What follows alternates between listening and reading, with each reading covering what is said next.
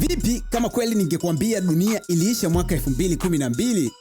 Umeshangaa? Na hii ni kutokana na mwanasayansi maarufu zaidi duniani tunaomfahamu wengi kwa jina la Stephen Hawking, aliyetoa utabiri mwingi alipokuwa uhai. Lakini kwenye tabiri nyingi zilizotoa ziliweza kuwashtua watu wengi sana duniani, kwani wengine hawakumwamini na wengine waliamini. Lakini moja kati ya utabiri aliyosema kwamba ni wanadamu duniani tunaishi kwenye maisha ambayo siyo ya halisi. Lakini je, unaweza kufanya ujiulize, kweli ni kwamba tunaishi katika maisha halisi? Miaka mingi iliyopita alisema kwamba amegundua chembe za Mungu, yani God particles.